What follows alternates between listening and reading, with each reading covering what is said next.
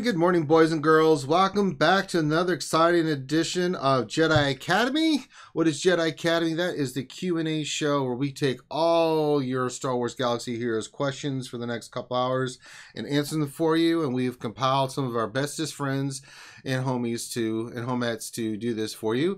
Of course, I'm Ranger J 1999 from the RSG crew, Reality Skewed Gamers, and we're glad to have everybody here. So the way Jedi Academy works is if you have a question, make sure you put it in the form of the question, especially for today because I'm running solo. There'll be no Dr. Finn, there'll be no Loki, there'll be no Frenchie Grande Patron, nothing. Just little old me. So if your question's on the form of a question, I ain't screwing around and trying to figure out if it is. So if you want to make sure either it says question or it's in the form of a question where I know it's a question, or it will get skipped. Sorry, I'm on triple duty and it'll be really hard. Help me to help you, help me help you. That's the way it works today. But let's introduce the panel. Of course, we got the oldies but goodies all back. We'll go around and we'll introduce everybody, and then make sure you get your questions in, and we'll start rocking and rolling. So, of course, we'll start off with all the way from the Olympics in South Korea, but he's not doing the Olympic stuff because he's serving our military for the U.S. Mr. King Felix, what's going on, buddy? Just midnight here. Happy to be on the stream. You guys having a good morning? That's right. See, we're drinking coffee and you're drinking booze. That's just the way it works. Yeah. But glad to have you here, buddy. Also joining us from across the pond, one of our English brothers from another mother, of course, Turbo. Turbo, what's going on, Turbs? Well, hello there. Well, hello there. How's everybody? Oh, doing all right. How's everything with you? Good. All right. And then, of course, the one and only, the Grand Master of the Sith, Warrior is here. Yo. Not sure I'm the Grand Master of the Sith. Maybe Grand Master of Pizza Bites or something. Ooh. Very nice. Pizza Bites. Haven't had those in a while. Maybe I'll get some. I don't know. I've been doing fast and stuff, so I'm owed. Also, the other chap from across the pond is the one and only Mike Hunt. Mike, what's going on, buddy? Oi, Savaloy. One down, 3 coffees to go. That's right. I'm buzzing. That's right. And of course, Mike is our official translator for Turbo, so we're glad to have him here. Also joining us, my young apprentice from Germany, Darth Bella. Guten Tag, Darth Bella. Hello. Guten Tag. And directly from the snowstorm here. That's right. It's snowing like mad. Well, just stay warm, stay undercover, drink, and she's got lots of coffee, folks, so don't worry. Yeah, she's got some lots coffee. of coffee. Yeah. Lots of coffee. And then, finally, last but definitely not least, the one and only from the Alliance, Mr. Remon. Remon, what's going on, pimp? What's going on? How are you? I'm doing good. What's new with you, buddy? Just just living the dream. I'm just getting ready to go to Cali next week with Warrior. We're gonna do the do-si-do. That's right. I've already had some. I'll have a list of complaints I would like you to bring up. I'm going to give it to Warrior. I'm going to give it to all you guys. Rangers, bitches, and complaints. Top of the list being how come I have no drops on this damn Millennium Falcon and Reaper? It's awful. I'm sick of getting none. It's like if I got one a day, I would be a happy little ranger, but it's not happening, damn it. All right, as I said, get your questions in, guys. Let me see here. What happened this week? I'm trying to think if there was any big news. I mean, not really.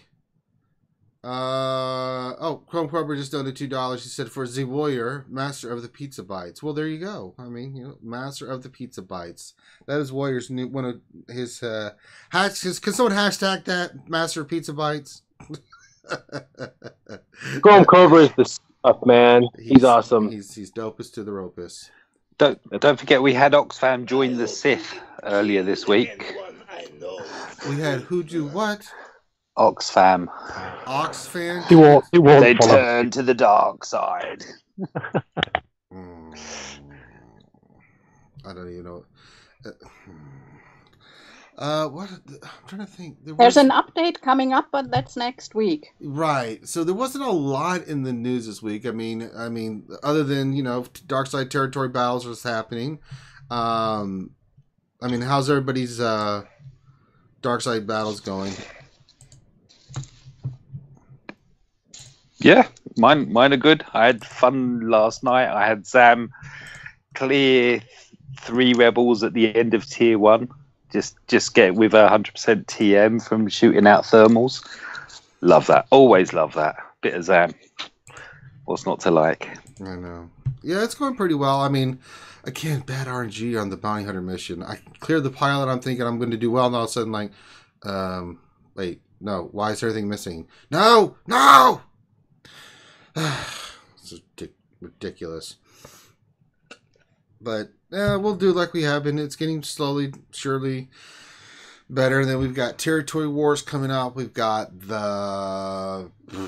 we should have probably some big news. We got all the game changers going out to Cali.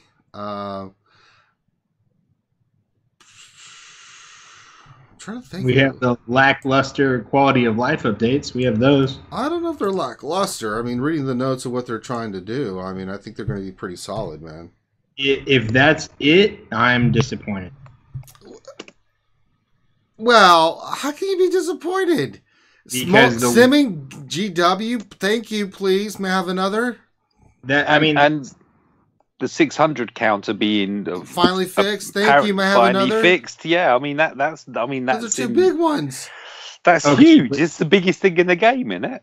No, I'm going to disagree. The biggest thing in the game is having to refresh arena battles instead of just being able to slide to the one. Well, yeah, that's something for the future, but I don't know if you can correlate that not being done as compared to what the other quality of life updates are, and if they are not, if they're not huge, they're totally amazing. I'm just saying. I know I know quality of life changes, and these are the best ones. Listen here, Trump. Must be very difficult to program. Galactic War. That's what? I can. Go ahead, War. I was just going to say, I can tell you what everybody's number one request is. This is overwhelmingly the entire community's, and it's mod. Mod. Yeah. And I will tell you that it's on their radar, but it's like this. It's like this. Would you rather have a Sith raid or mod management? Sith raid. Raid. Okay, so there you go. Now you know why they're doing Sith raid and not mod management. They have to do one or the other because the mod build out for the mod management is going to be just as time consuming as building an entire raid within the game. And so since there's already tools in place, like at Star Wars Galaxy Heroes and some of the other websites and stuff that people have learned to utilize, for them, it's like path of least resistance. You already have your tools for your mod management. It's not ideal and it's not in game, but they could spend 6 months doing that and then have no new content for a year. And it's like people are going to be pissed at them. And so what do you choose? And I mean, I guess I want mod management as much, if not more than anyone. And I've talked to them about it, but I kind of understand where they're coming from because they don't want the game to get stale all because they're trying to do a simple quality of life update internally. But at some point, they will have to tackle that beast. I do believe that. And I think it's probably, enough on their radar and been brought up enough that they'll probably look at it sometime in the next 12 months. But, still have, General Grievous rework and droid rework and bounty hunter rework and new characters and the new Han Solo movie. It's, you know what I mean? It's just, it never ends. This is the game that never ends. Yes, it goes on and on, my friend. All right, let's get to the questions. Keep your questions coming in, guys. I'm scooping them up. Remember, make sure they're in the form of a question, or you will not have it picked up. Sorry, that's just the way it works. All right, we'll start just from the way I have everybody written as I came into the Skype, because, again, I'm running solo here. Let's see here. Wait a second. What is going on here? Stupid Google Chrome. Oh. All right, here we go. First question will go to King Felix. This is from Prinzessin Sissy. I hope I said your name correctly. I apologize if I didn't. Question: my arena is getting very quiet after 2 years. Never get out of top 10 overnight. Do you experience the same in your old shards, or is this unique? Greetings from Germany. Greetings, or Guten Tag, as Bella and Ranger say. No, she knows. She's the German. I'm just the pretender. The apprentice. Yeah. No. She's my apprentice. I just don't, I only speak Sith. That's how that works. But she's our German expert. So my shard is old, but not quite as old as like Warriors. I think I started in July of 16. So I've actually experienced the opposite. Everyone is caught up. So, yes. Like it started the last month. Before that, I never dropped out of the top 10. If I did, it was like 12. But now I'm waking up in the 20s, and it is because I'm playing around with a new Palpatine rework, so I get targeted a lot, and that's okay. But I'm seeing people that I've never seen before. We also had one of our main shard mates take a break this last week, and I think it's because of at least an extra 20 new people are trying to push their way into the top 10 every day. So I think you just got a nice, quiet shard, princessant sissy. Just take your good fortune and roll with it. Right. I can tell you. Oh, God, yeah, it is madness. I'm dropping into the 20s. Just not anything I can do about it. I'll just climb back up, get back into whatever my payout is for that time, and then that's it. So. I dropped the fall the other day. I couldn't believe it. Prinzessin, Sissy, right? I just want to teach you how to say that. Prinzessin. How dare you, my apprentice? Yeah. I will mispronounce it correctly. Yeah. And about the shards, in my shard, which is not as old even as Prinzessin Sissy's, we see a lot of new people now with pulp teams, and before that with Nightsister. So the changing meta got some people in the top 20, which were not there before. Uh-huh. So you may lose some old people, but eventually some new people are going to catch up, and then when they do, you're like, wait, who the hell is this? All right. Give me a second. Scooping up some questions. All right. They're starting to come in hot and heavy. Right off the presses. All right. Next question for Turbo. This is from Dark Lord Dragos, and the question is: can one of the game? Well, I guess we'll give you another question. Let's just throw this to Remon and Warriors. It's a fun one. Can one of the game changer ask GG, why do the droids breathe? You got the game changer. You can ask so many questions, and that's the one you wanted them to ask. Maybe it's important. I don't know. Guys, you think you can handle that? Jesus Christ. Oh, my God. Let's look for some. All right. Let me see here. Let's go to another question for Turbo here. I'm trying to say this name. I'm sure I'm going to get it wrong. Abhaya Vazniat. Question: do you think Jedi Luke, the one with the green saber, is coming to the game, or an old Luke from the last movie? What do you think, Turbo? It depends if you want the Smithy D answer, or if you... Yeah, thank God he's not here right now. He's got to be coming eventually, but I thought if they were going to do old Luke, I mean, old as in veteran Luke from The Last Jedi, then they would have brought him out already with blue lightsaber, but surely they're going to have to do Bispin, it's not Bispin Luke, is it? Return of Jedi Luke at some point. Yeah. They've got to do a green lightsaber, but when they're going to bring him out, I don't know. I don't know. I mean, they tend to go in themes, don't they, in steps and stages, and I don't think Jedi and Rebels are going to get any new characters or bits and bats for a while yet. So yes. I wouldn't hold your breath waiting. It would probably be, if I had to take a guess, not till later this year, that we'll see a Jedi from Return of the Jedi Luke, and it'll probably be a continuation of the Luke's journey. You know, after everything from, you've got Rebels getting ready to start up, we've got the new Han Solo movie coming in May. After all that, the dust settles and clears and stuff, we're not going to have another movie for a year and a half almost, right? So I think you'll start seeing some other characters like that from during in that time frame till we get to Jedi, episode 9 in 2019. So we'll just have to be patient. They'll start dropping stuff after that, for characters and things. I think I'm inclined to agree with you in the Ranger. In the dead bits between the movies, they'll start maybe some old Jedi, but new Jedi. Yeah. And like you say.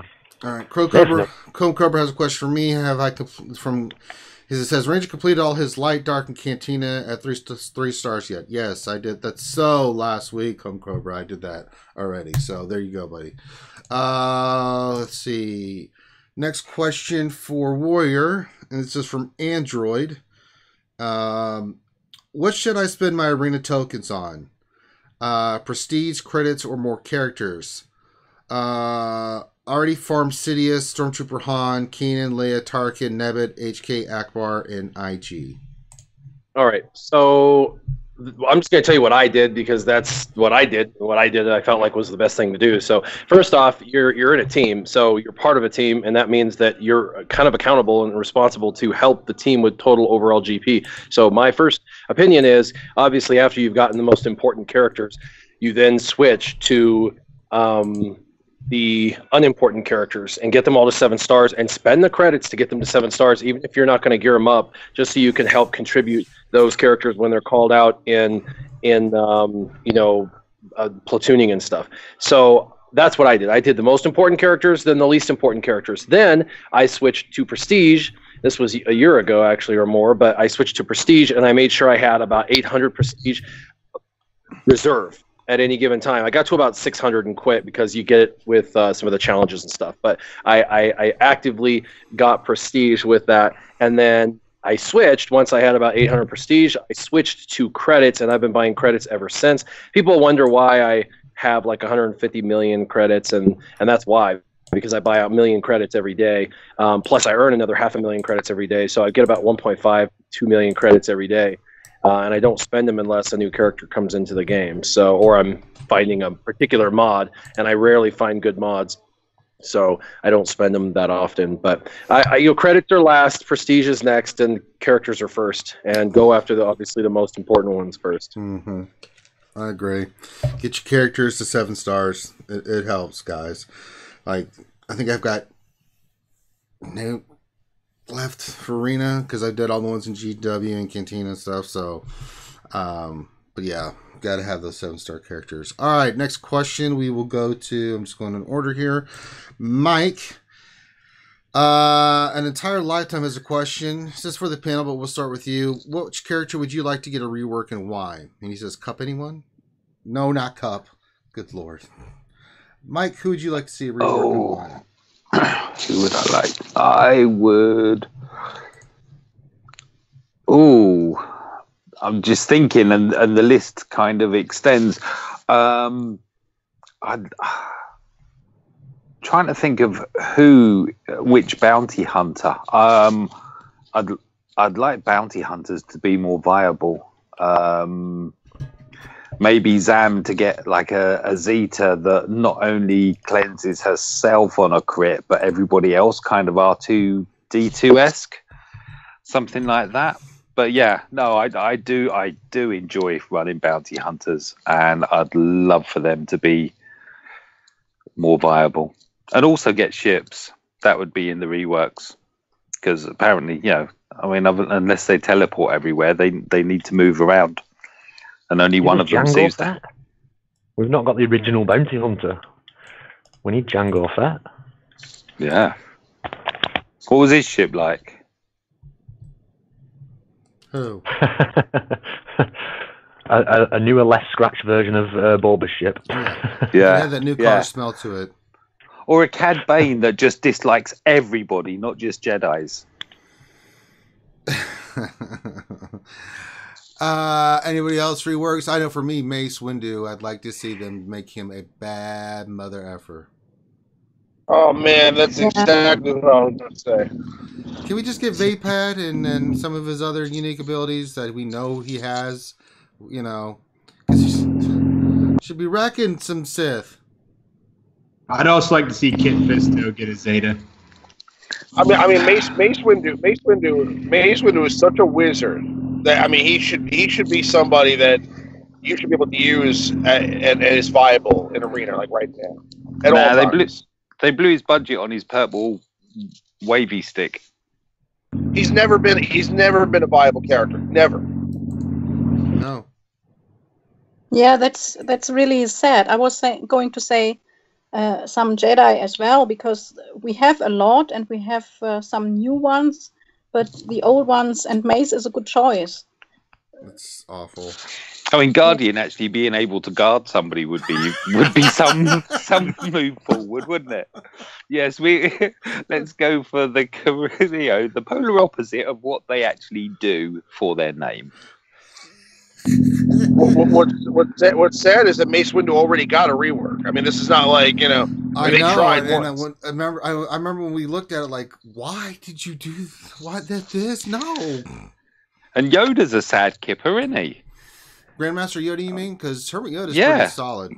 No, Grandmaster Yoda. I mean, considering he's okay. I mean, he you know. Well, he's not a Palpatine, is he? No, he's not. He's never really been a Palpatine. I mean, Palpatine was a meta from the get go, and you know he's had different reappearances. I mean, other than once in a blue moon with Jedi, and then you'll throw in a Grandmaster, but otherwise, which you know, again, polar opposite. Grandmaster that sits in the corner and counts beans and humps Luke Skywalker's back. Hump you, I will. That's all right. Not a pencil in my pocket. All right. Let's see. Next question will go to my young apprentice, Darth Bella. Darth Bella, Emperor Mogul has a question. And the question is, Darth Bella, what will the top 6 defensive teams on Territory Wars be for the Kraken guilds? I didn't get it. What will the top 6 defensive teams on Territory Wars be for the Kraken guilds? I don't know.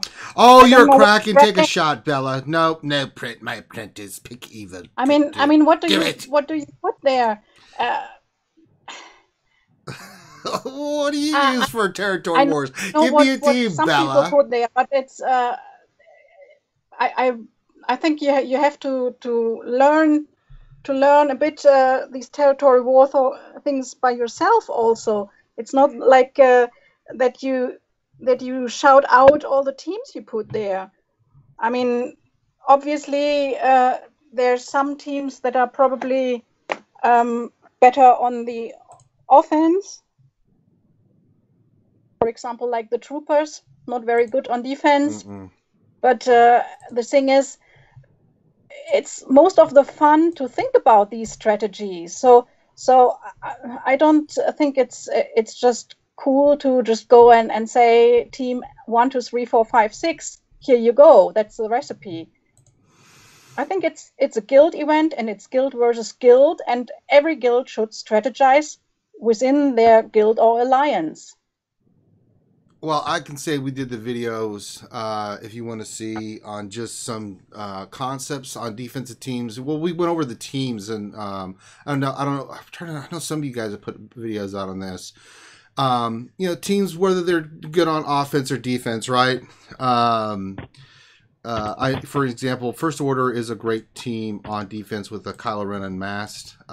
Agreed. You know, another team would be like CLS with Cold Han.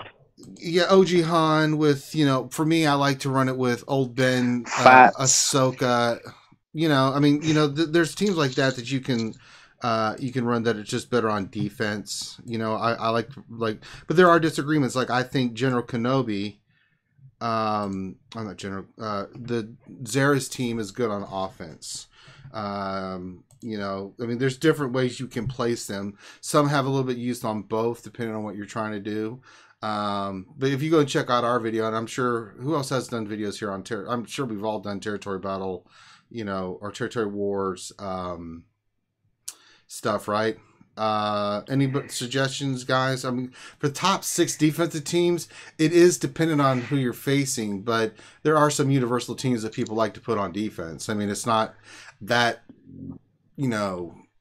crazy to think that, what's on, on defense. So it wasn't a defensive team, but I ran the overflow of resistance and threw in Sid as the 5th. That was quite an interesting offensive team. That makes sense because it exposes and stuff. Yeah, it does. It worked well, to be honest.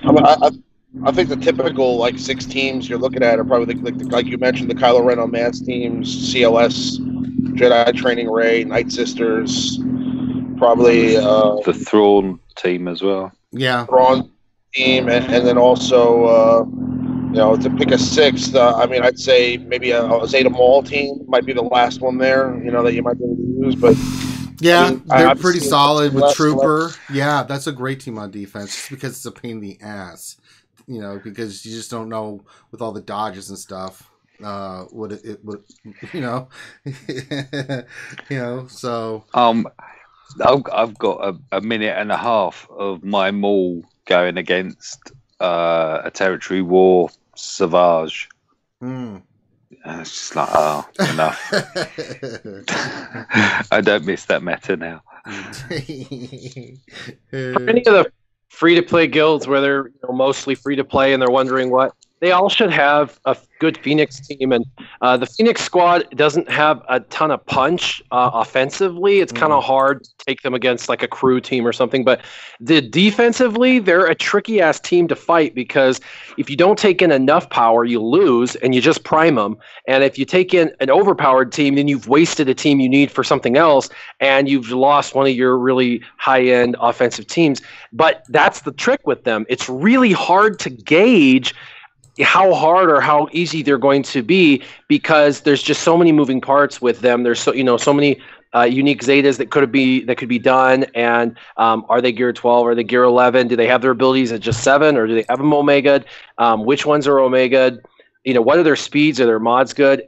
There's so much variance that you could go against. I've gone against teams that looked pretty easy, and I took in a team I thought, this isn't very good, but I should be able to win, and then I lose, and I just primed that team for the next team, and people are like, thanks a lot, Warrior. I really appreciate you doing it.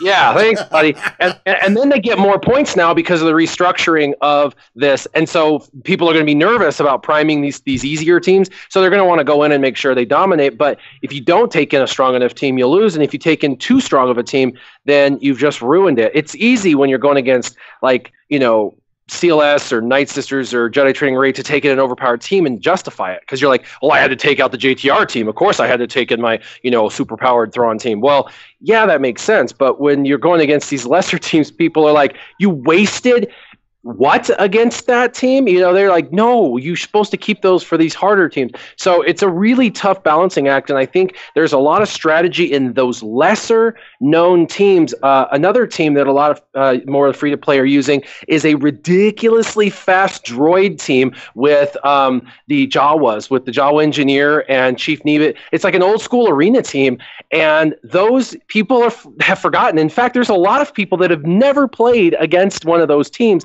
And they go in with a subpar team with kind of mediocre mods, and they just watch the other team go whoop whoop whoop whoop, bam bam doop doop. Next thing you know, their team is dead. They're like, what is this? And they never even experienced the ultra fast droid meta before. Yeah. And they're like, what the hell? And so remember that. Go back a year or two on YouTube and look at all the old meta videos from a couple years ago. Go back to Team Skunk when he used to do a ton of videos and their top 10 lists and stuff, and look at some of the older team compositions in Arena that used to be popular, because you're probably sitting on 2 or 3 of those teams that you could probably just remodel a little, and you've probably got quite a bit of development in them, and all of a sudden now you've got a decent defensive team.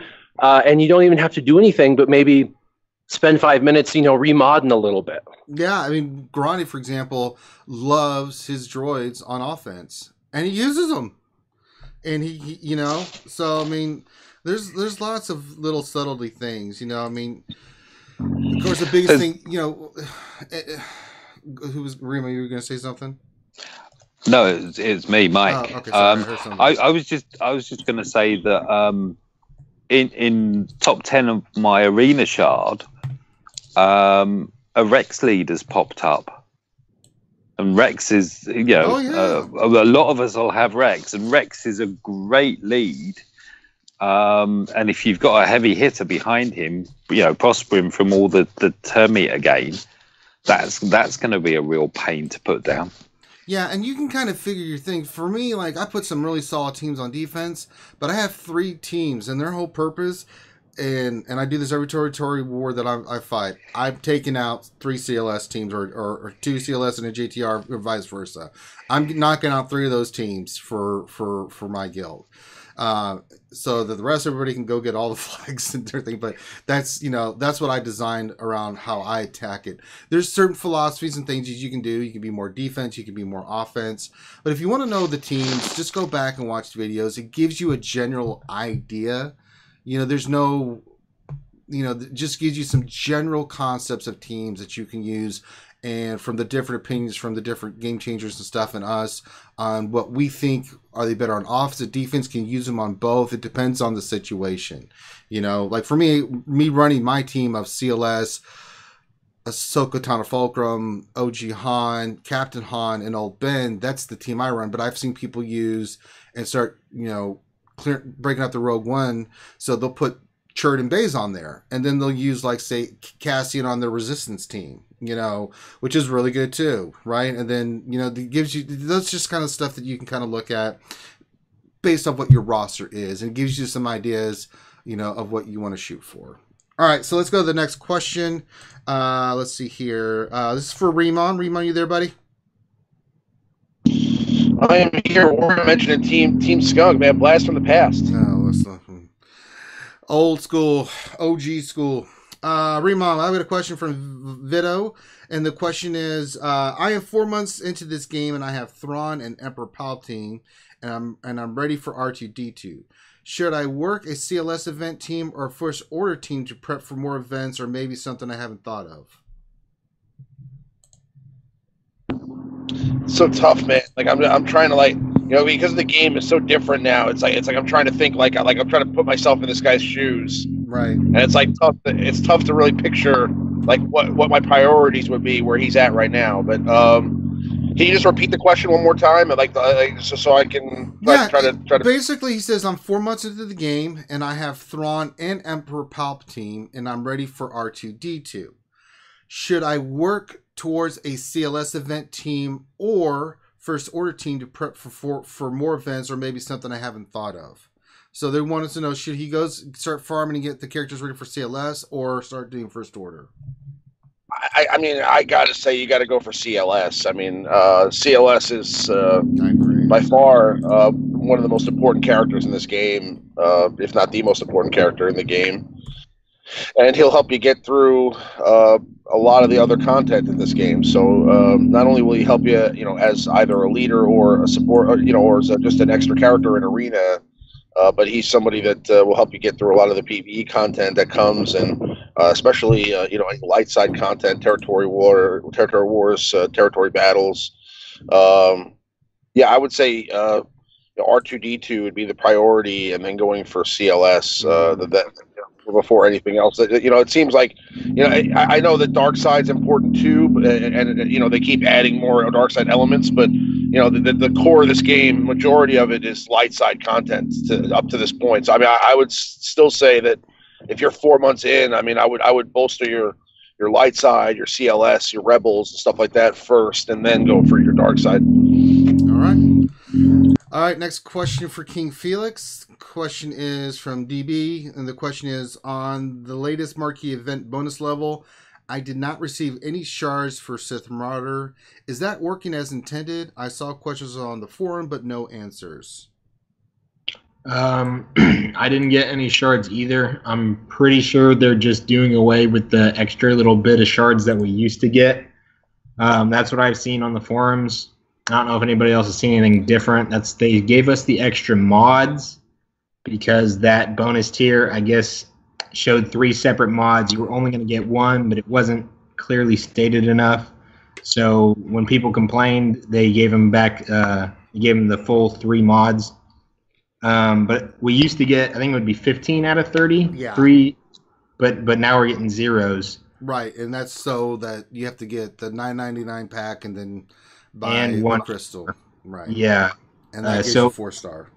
It's a business decision. I assume that CG made. Maybe when the game changers come back in a couple of weeks, they'll have a different answer. Maybe they'll go back to a different strategy or kind of revamp the marquee events again.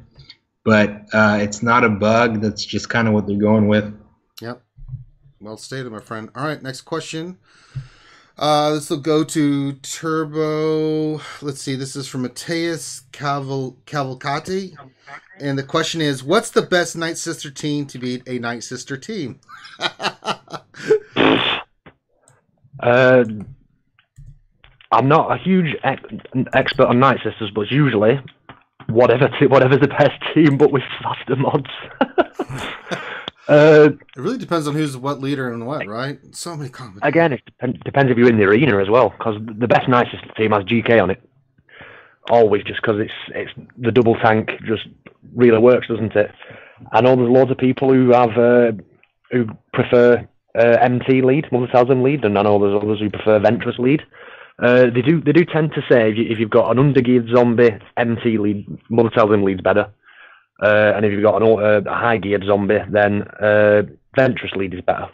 But they both have the pros and cons. Again, if you're really trying to beat a Nightsister team, I wouldn't use a Nightsister team. You've got to go Troopers, haven't you? With Zeta Vias, it just wipes them out in 60 seconds. It's pretty amazing. Yeah, I finally Zeted mine. We're doing okay without the Zeta. It does actually work without the Zeta, but you have to have all the strong tunes around him. But as soon as you put the Zeta on him, it's just turn meter galore, and they're gone in 60 seconds. I love Troopers. Proper Nicolas Cage movie. Yeah, Troopers are amazing. I mean, I got mine finally geared and rocking and rolling, and it's really fun to play them in Dark Side Territory battles as well. But they really, if you get them geared and stuff, and their damage, Jesus, they crush certain teams.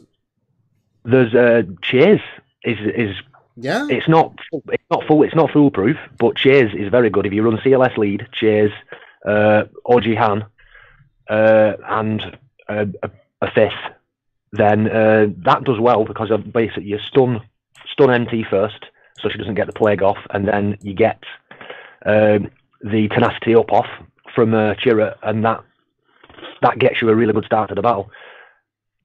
The reason why I said stun MT first is because if your Chirrut isn't faster than their MT, then obviously you goose and you can't get the tenacity up first.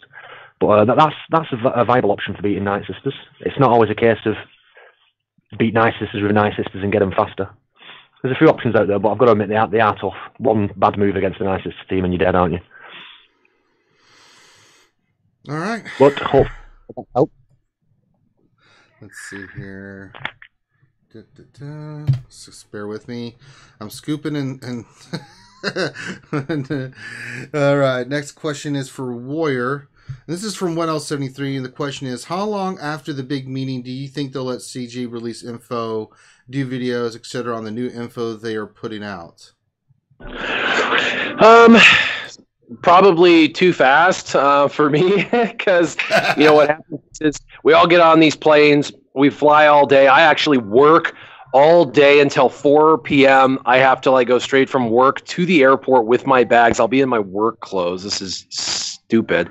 And then I have to get on a plane a half hour later after work, fly out. I don't even get in till 9:30 at night. I'm gonna have to then catch a freaking car, a Uber, and try and get to the airport or hotel. And it's gonna be 11 o'clock at night, and I'm just gonna want to crash because I've worked all day and flown and jet lag. And then I have to get up at 6 a.m. and pretend like I'm ready to learn something and spend all day from the time I wake up till they said at least 9 o'clock at night, maybe longer, of stuff that we're going over.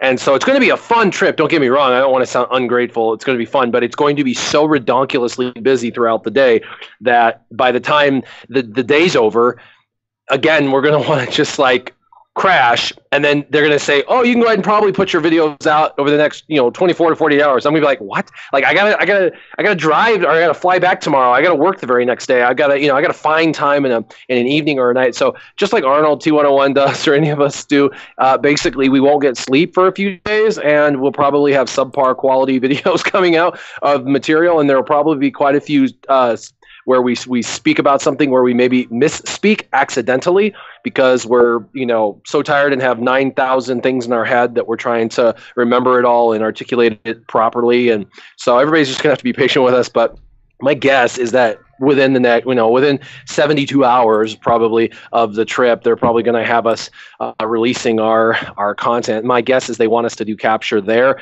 but we still have to do editing and all of that kind of stuff. And I just don't know when we're going to find the time to do that. So I'll probably be a bit of a zombie. And like I said, when we're doing those videos mobile, the qualities go down. I mean, I'm not going to have my studio. I'm not going to have my green screen. I'm not going to have my Evo mic or a really nice, camera or anything like that. So it's gonna be interesting, and they're gonna have a lot of information, and we're just gonna have to try and do our best. But we should all know something by the end of the month, because by the 28th there should be info out completely for everybody.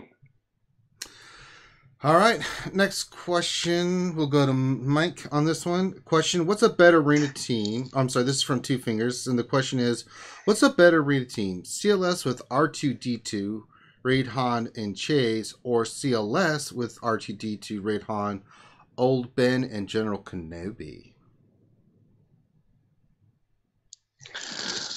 Ooh.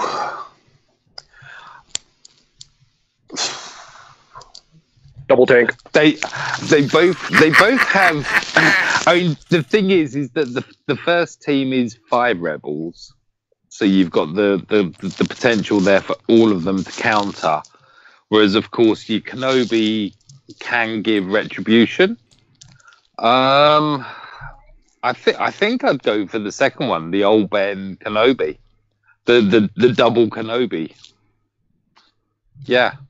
Because you get additional things with that. So Old Ben is a rebel as well as a Jedi, and he's got his ability block, and you've got the retribution and the crit immunity from Mr. Beardy. Yep. I'd go for the second of those as that. Plus, also, whenever Chase was meta, I was also always anti. I very, very rarely use Chase in my arena. No, I just double tank is the way to go. God. Yeah, Ben double and General tank Kenobi is pretty damn nice. Especially with R2 and Luke and Han just wrecking fools. Ugh. And if I had to pick a choice, I would pick them. And not that Churn and Bays aren't great; they really are. But yeah, double tank is pretty disgusting. 2 Mr. Beardies. That's right. Hello there. My side note, just keep in mind in Arena that there's going to be this influx of Empire because of the new reworks. And so everyone's like, "Ooh, I'm running, all these new Empire characters. I'm running Darth Vader underneath Emperor Palpatine, yada, yada, yada." Remember Baze and what he does to Empire, how he devastates the Empire with his AoE and things like that. So just keep that in mind, that's another option too. If you start to see those teams accelerating, Chase would definitely be the better of the 2 options. But for now, because we don't have who you're going against, the double tank is really durable. Well, yeah, and you also need to remember you should be running more than 1 arena team if possible. I mean, I know a lot of people can't, but your goal is you want me and Grundy have talked about this before. When you get to a certain level, you want to have more than 1 team. If you have the Jedi Training Ring team, great, but don't forget about your CLS team and setup, because for me, Jedi Training Ring against, Emperor Palpatine teams is tough. So why even bother? I just switch out my team with my CLS and just go wreck. And then I'll switch back my Jedi Training team for the next one. So it does help, because it's starting to get counters to the counters to, stuff in here. And certain teams just are better against your team than others. So just keep that in mind, You got that probe droid Zeta lurking in the background as well, haven't you? When that one starts getting used, everyone's going to be, hang on, I've got all these super green, attacking rebels, and they're not gaining a buff. Why not? They're target locked. That's why not. All right. Next question will go to my apprentice. Nathaniel Miller wants to know, how would you rework Grievous and or Mace? So I think we kind of talked about Mace a little bit, but General Grievous, Darth Bella, he's a mess. He's a damn mess. What do you think? Yeah, that's true. I'm just trying to figure out what his abilities were. Just a second. I looked at a long time myself. Like, oh God. He smokes a lot. He, Nice. he smokes a lot. He's a You full were talking about Yeah, reworks I mean- earlier. Gigi's in desperate need of a rework. Yeah, what do you think, Bella? I mean, where would you start? I mean, do you think we just need to overhaul him completely? Yeah, completely. I think, and give him a capital ship with iron blasters. There you go. I mean, he's a General Grievous. He's the leader of the droid army. What is happening? Yeah, it's really. I mean, I don't know many guys who actually use him, but I don't think his kit is very good. Yeah, that's just. So I don't really know where to start. It's I don't either really. Anybody else that have used him? You know, I think they just need to turn his training droid protocol to, master. I think that all his fun buttons are switched off at the moment.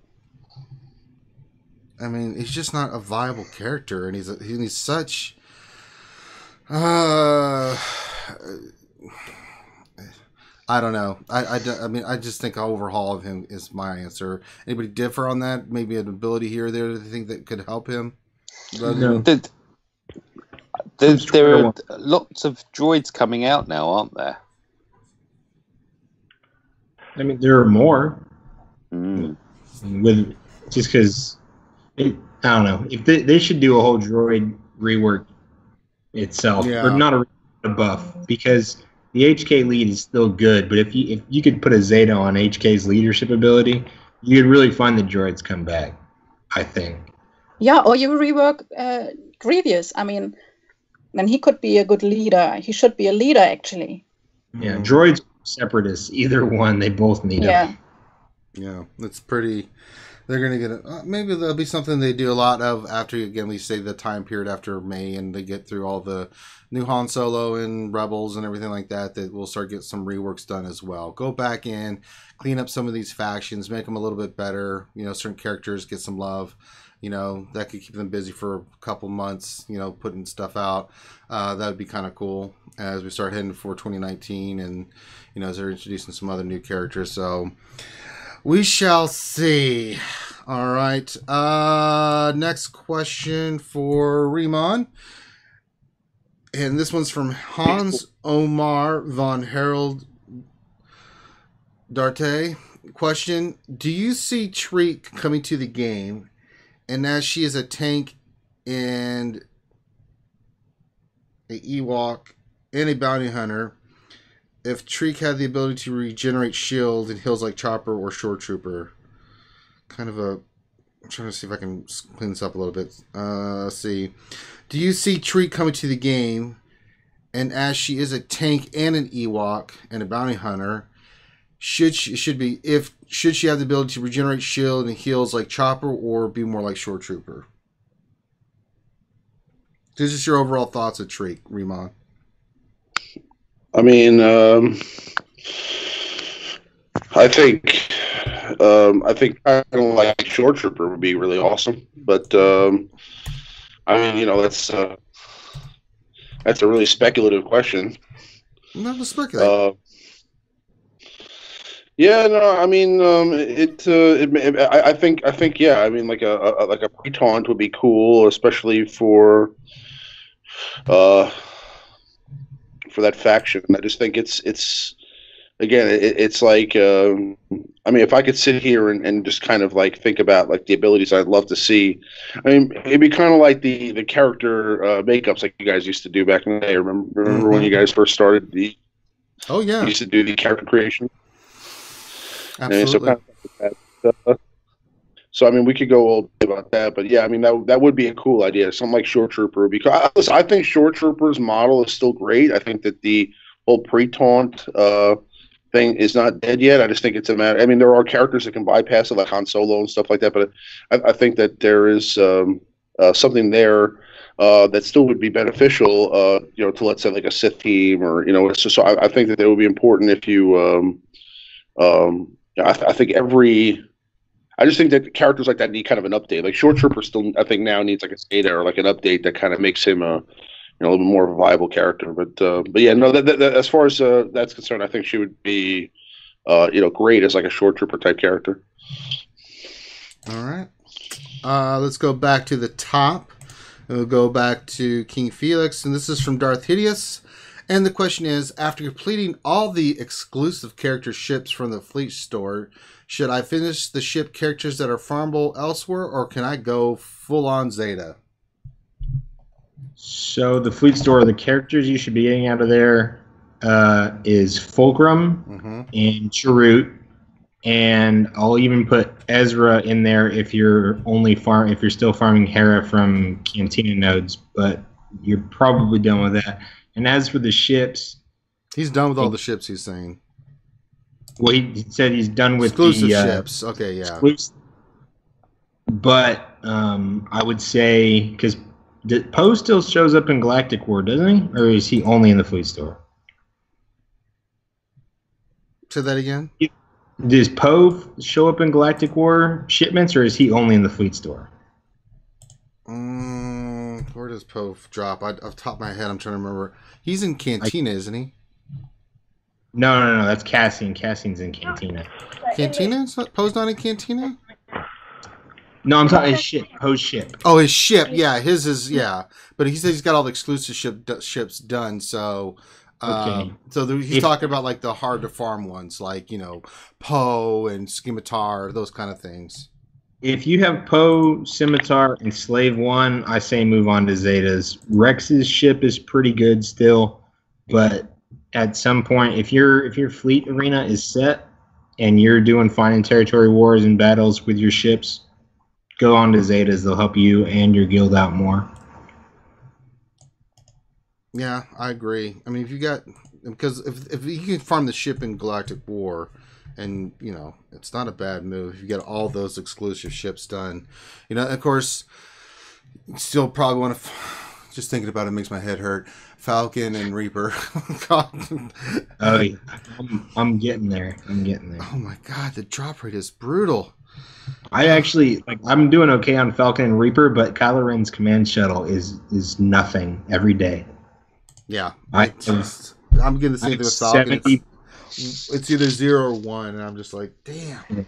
Reaper 5 days it's like 0, but some days I get 2. Like yesterday I got 2. I was like, I'm so happy. Thing is, you'll unlock them and then you'll go to use them, and then you'll park them. Oh no, Reaper's in my my starting lineup. Oh no, Reaper. Yeah, Reaper's viable from 3-star onwards. Right. But Shuttle and Falcon are kind of they don't quite fit in at the moment. Yeah. All right, next question for Turbo. Question from Ancient Farmer. Question: in Darkside Territory Battle, is it maybe better to have weaker guild members fill platoons with high-end tunes and not complete combat missions to help higher-level players save their tunes to focus on completing combat missions? Anything that helps, but that makes a lot of sense. If you've got a 7-star Gear 4 tune and somebody else has got a 7-star Gear 12 tune, then obviously you use the lower Gear 1 in the platoons.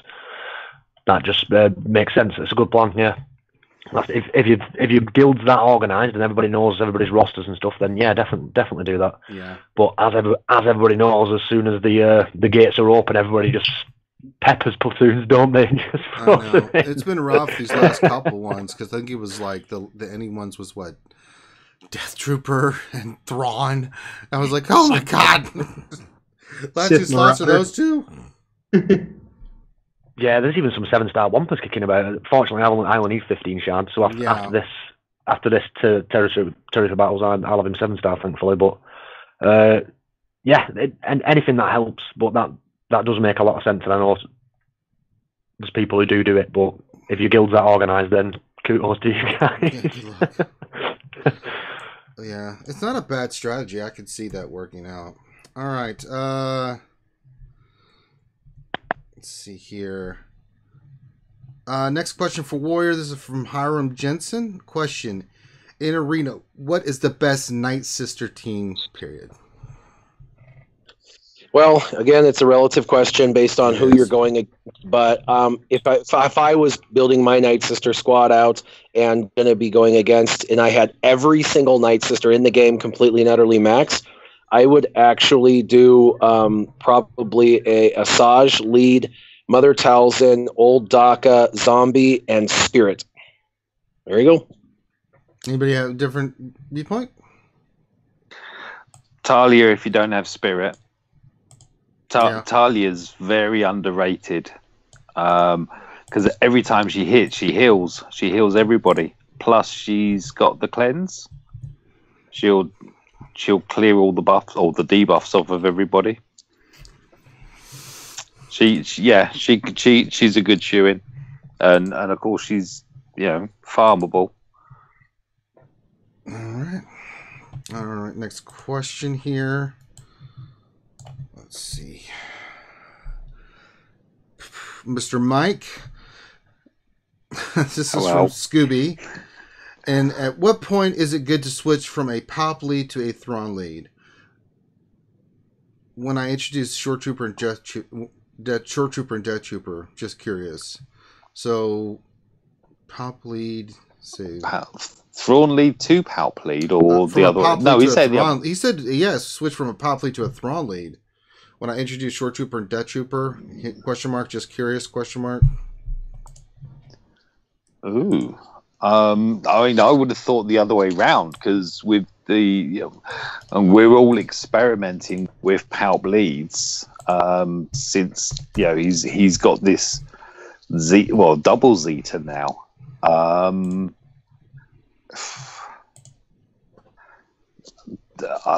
Territory wars. That's when you switch, maybe. No, to be honest, I'd be working on your Palps. Work on your Palps. Get your Palps up. Chuck a Zeta onto him, and start enjoying that. Because the Sith look to be Sith / Empire are current meta. Mm-hmm. I mean, they really have leapt up, haven't they? I mean, I'm seeing lots and lots of Palps Vaders everywhere now. Yeah, oh yes. So, yeah, that I'm sorry, but that's where I would suggest you go to, just because that's where the meta's going to be, and then it'll be the fastest one wins. There you go. You really think so? I don't. Go for it, sir. I don't think that. I'm sure more are going to pop up, but I don't have any trouble against Palpatine leads. You get the right kill order, then my JTR squad does fine. But there is really one really tough one which is moderate really good, so I can't really say that it's a weaker. How many Zetas have you got in your JTR squad though? A few. Yeah. They are a game changer, aren't they? Yes, they are. So I mean, with the Palps one, I mean, you pretty much just need two Zetas maybe, one on Palps and one on Thrawn. There you go. All right, let's see. Next question from my young apprentice, Darth Vader. And this is from DB.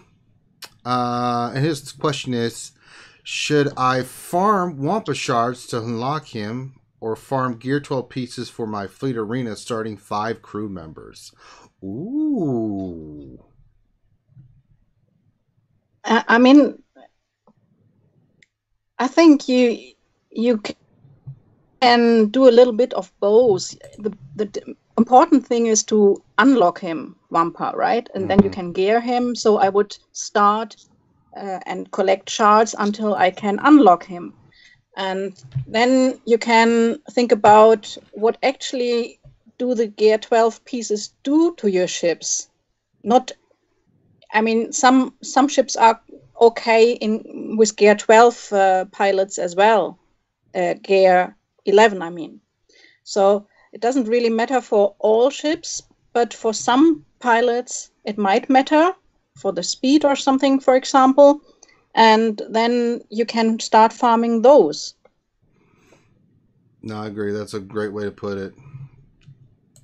All right, let's see. Next question for our boy Remon. This is from our good friend Two Fingers, fellow YouTuber. Well, if I can get the damn app working. Why are you doing that? Hold on. Oh, technology sucks. All right, so this is from Two Fingers, and the question: what's the best ship lineup? What's the best ship lineup? Trying to use most of the first order ships. Oh wow. I mean, that's actually probably a better question for somebody like Darth Bella. But I mean, to be honest with you, I'll tell you what I think. I mean, I think that. Yeah, just say what you think, and then Bella will tell you how you're wrong, because she's Darth Bella, my apprentice. Oh no! But, I know I'm messing around. But what do you think? First order ships. So we've got what? Special Forces, Kylo Ren shuttle, Kylo Ren and them all. I like the TIE Silencer a lot, and you know, obviously the First Order TIE Fighter. I'm sorry, yeah, First Order TIE Fighter is a good one. I haven't really gotten the chance to mess around too much with the First Order Special Forces. I'm not sure how good that one is.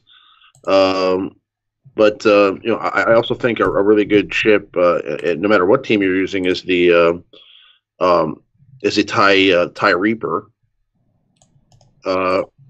So, I mean, if you're using, let's say, a Thrawn capital ship, which is, I mean, if you have Thrawn, you should be using Thrawn. I would say it would be a Thrawn capital ship with TIE Reaper. I would say the TIE Fighter pilot, Biggs Darklighter, First Order TIE Fighter, and then possibly maybe a little bit more of a tanky ship. I don't know. Maybe the TIE Silencer right there. I don't know. And then I mean, as a reserve, I would First Order. Yeah, First Order. They're great support ships, but you know, there's either you go full defense. The two fleets that are really running right now is full Mace, Old Republic defense, just grind and wear your butt out, or the majority is the Chimera target lock of some sort team, right? With either Biggs or Biggs and Fives in the lineup. I'm just trying to think of the 4 First Order ships, if you ran them, because you only get target lock with First Order TIE Pilot, I'm thinking. And Probably because if you had Biggs in there, I'd throw Scimitar as your first reserve. yeah, absolutely. You're gonna lose Biggs, and then throw Scimitar in. But who gonna throw the thing on, right? You don't have a lot of shuttle. You could do shuttle, yeah, I could see that. Shuttle's nasty with retribution, and every time the shuttle takes damage, I believe it's proccing First Order TIE Fighter with turn meter. So it's kind of an accelerant. You could do that. I mean, it's a possibility. I haven't really played around enough with the First Order lineup like that. It could be something interesting. I don't know. What do you think, Darth? What do you think, Darth Bella? Yeah, I think the problem is not that these ships are not good. It's just that you have got just 5 spots. If you had a 6th spot or something, then I'd love to have a First Order ship in there, because the big problem is they miss target lock, as was already said, but except for the First Order TIE Fighter. But the other ships have great abilities as well. I like to use the TIE Silencer to stun another ship. He's not bad with that, and if he's got advantage, he can hit for really he has a can do a lot of damage. He can one shot another ship, and that's amazing. But still, you need to give him his spot, and so you have got your 5. You have to kind of balance it, because if you've got the TIE Reaper in there, there's another ship without target lock, right?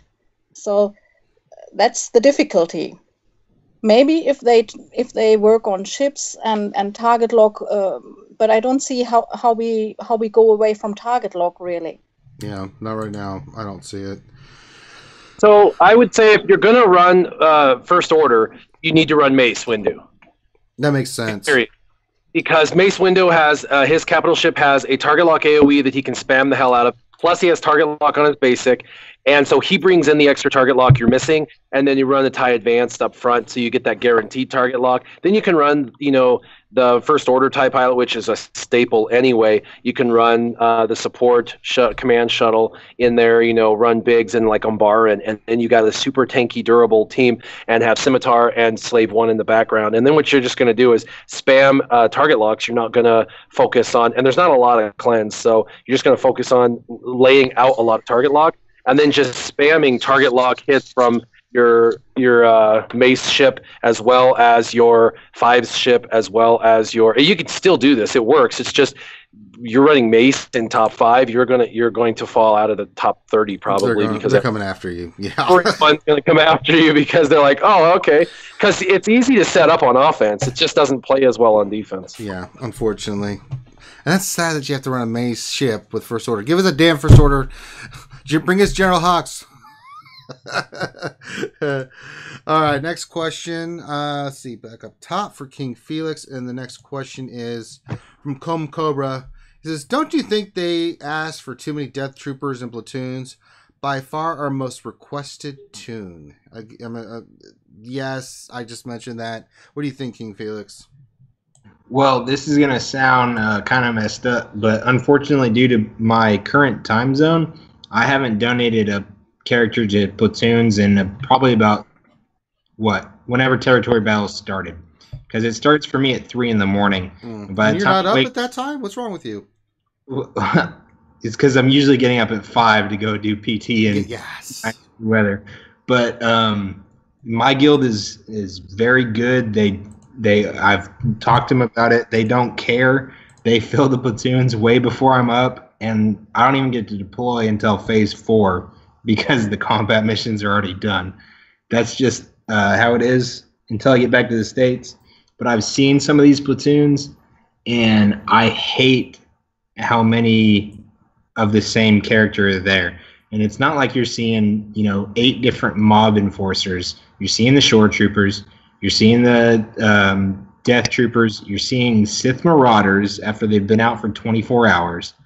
And you're seeing all these tunes in there.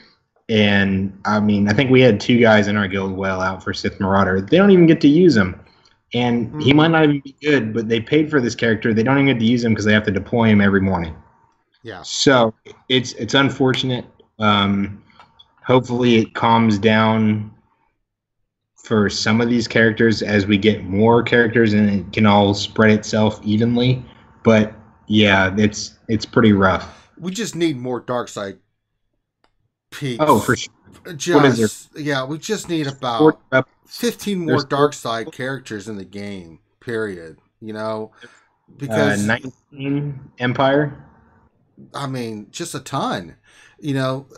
But especially on the Empire side, because and it makes it really difficult because that's the thing that separates light side and dark side is that we have a ton of light side characters, but dark side, it's hard for some of these, if you're in a well guild, it's not so much, right? But a lot of the guilds, they have to make choices and, it keeps them from being able to get star levels because they have no tunes a lot of times. It just decimates their teams, because they're very limited on the tunes that they have, especially if they're, in that 100 to 130 mil range, where they're trying, but it's really difficult.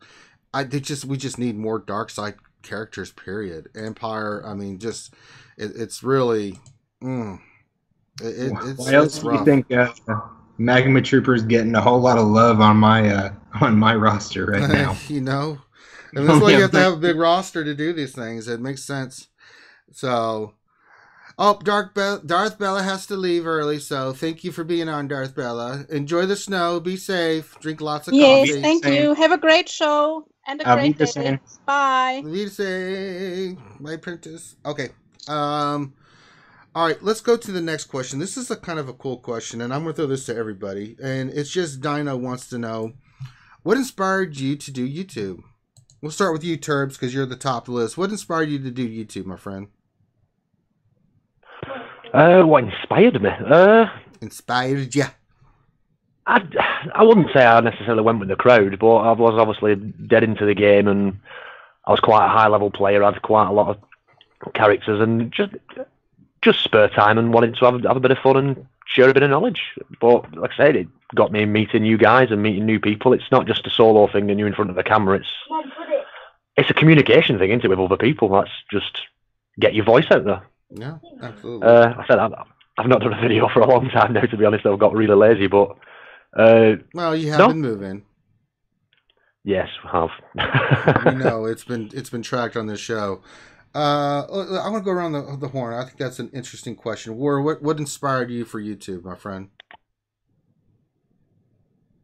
Well, when I started, I was playing the game and I looked on YouTube for some answers. I mean, I think everybody does that, right? You're like, how do I do this or how do I do that? And I went on YouTube for answers, and there was Team Skunk who was doing a few videos, but it was more of a social thing. They would kind of get together and do top 10s and stuff. And so there was a little education, but it was really, there wasn't a ton of strategy with that. And then there was Mobile Gamer, who was all about entertainment. He was just kind of, you know, hey, how's it going? Don't know much, but hey, we're having fun today. Yay. So I wasn't learning much. I liked him and it was entertainment, but there wasn't any like educational. And then there was Arnold, who had 1,000 subscribers and was just like this no-name guy. And Arnold's amazing now. He's phenomenal. He's the best in the game. He's really the best in the game, in my opinion, now. But back then, he was not. It was terrible, and he'll admit that. His videos were barely watchable, just like mine were when I first started. And so I had, you know, 2 social channels and Arnold, who was trying to educate. But all 3 of them were, that's basically all there was, and none of them were really answering any of the questions I had. And so that's where I sought out Team Instinct and found them, and they were able to answer all my questions and more. But then after I started learning, I was like, the community should know this. Like this isn't like pervy information. Everybody should know all of this. And so I felt committed to like share as much as I was learning, paying it forward. I mean, they're teaching me, so I'm going to teach the community. So I just started making videos and throwing stuff out to try and help as many people as possible. And I remember my first video, I said, dude, if I help 5 people, man, that's 5 more people that know what the hell they're doing that probably didn't beforehand. And so, you know, it would feel good. There's a sense of self-gratification when you help another person, and even if it's a superficial game, it's still fun to be able to help others. If I was to start YouTube now, I wouldn't do it. There's 80 channels, 20 very good educators in the game, and the competition's way too high. And we have 21 game changers at this moment, and that's just game changers. That doesn't even have to do with the other 60 channels that are out there, like your guys' channel, RSG. So I don't know. It's one of those things where today, if I was to start up a channel, I'd be say, screw that. There's too much competition. There's no point. You know, a new video comes out or a new character comes out, and there's 20 videos that hit the market the first day and the first minute, and that's just lame. It really kills my viewership, and I'm not really doing it for that anymore. But, you know, back then when I started, there wasn't any education. There wasn't anyone guiding, helping, you know, mentoring really that much. I mean, I'll say Remon was out there with Team Skunk back in the day, and like I said, they had some element of teaching, but it was really limited. So it was just more about just trying to help the community with information, kind of like how people on Reddit try to help the community with educational things, with all of the you know, where they dig for information and data mine and try and share information on how the mechanics of characters work and things like that. Okay. What about you, Mike? For me, it's Heroic Rancor. I was building a team. Kygon lead, Rex, Dengar, Tebow. Oh, actually, no, it was a Tebow lead, and I can't remember who. Oh, on 5s, that was it. and it was a team that could solo the pre-reworked Rancor before mods dropped, and everyone, so my guild members, and I was also working with other people just on improving it, and I got to being able. I ran a raid. I knew I was going to solo it, but it was too fast back in the day, and I let it go. But I had to find a way of sharing it, and YouTube just seemed to be the best way of doing it. So that's how mine came about, and it, for me, it was a case of I wouldn't even attempt to try and pass on the quality of information that Warrior passes on. So for me, my channel was more, this is me, this is my account, this is what I'm doing, and if I can help people, I do. All right, Riemann.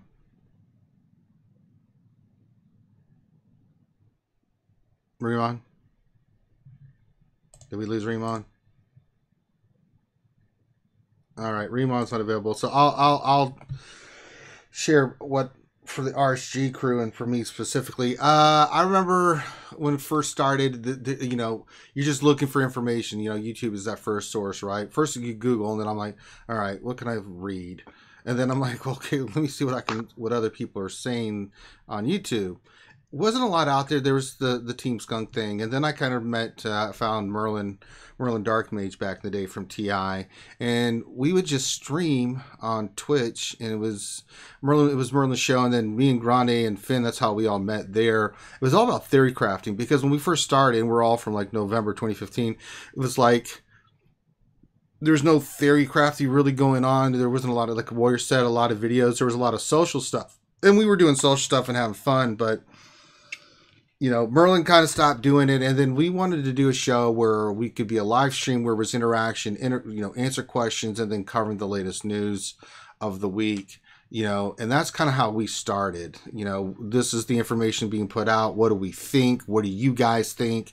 And then it's kind of grown from there. You know, I mean, we went from doing one stream a week to doing, oh my God, just so many streams, and you know that, you know, the game changers do their things. They get the new information, they throw it out there, and then, you know, really our piece of the pie is we do it live.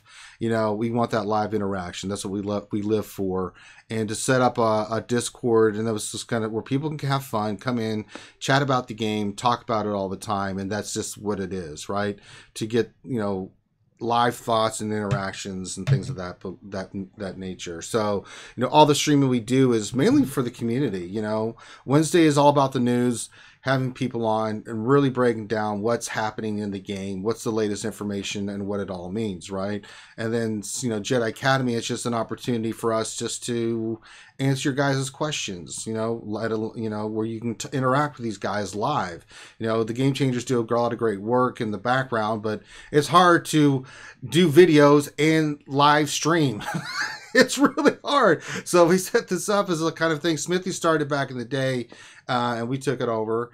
And it's really so you guys could ask questions to these guys live and really pick their brains. And then, you know, the other streams that we've done and information has just kind of gone off from that. So we don't put out a ton of videos. The videos we do is because they're requested. You know, people want our thoughts on certain things. But, you know, it is what it is. And we enjoy with the community and stuff. So that's kind of how we do it.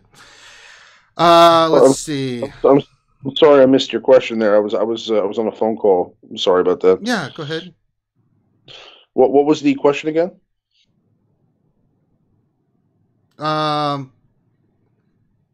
What inspired you to do YouTube? Yeah, why'd you start YouTube? Well, actually, you know, I saw one of Warrior's Worth It videos, and I just thought to myself, like, man, I'd really love to do this and be just like that guy. I'm calling you out on that. Whatever. You were the G, dude. Back with Team Skunk, teaching all the fools what little bit was to be taught back in the day. I honestly got into YouTube kind of accidentally. I really just was like a player that was looking to find other people that played this game too, and I didn't really have any friends that played it, and it's very tough to really kind of I mean, I couldn't really like have a conversation with anybody else about this. So I was like, and then when I got kind of introduced to like the whole Discord and like line thing, and then the forums and all that, I kind of started watching the Lord Skunk live show, and then I was a guest on the show, and then I kind of became the co-host of the show, and then we pretty much started to build the show up together for quite a while, and I had a little bit of a tiff with him one day about whether I should be. I wanted to upload my own personal videos on our Skunk channel, and he wanted to. I don't know. It was basically just a little bit of a back and forth, and I ended up just creating my own channel just to put my own content on, and then that's just kind of it. Just kind of took off from there. All right. That's pretty much how I got into it. There you go. So a little bit of insight to all the madness. There we go. So next question. Let's see.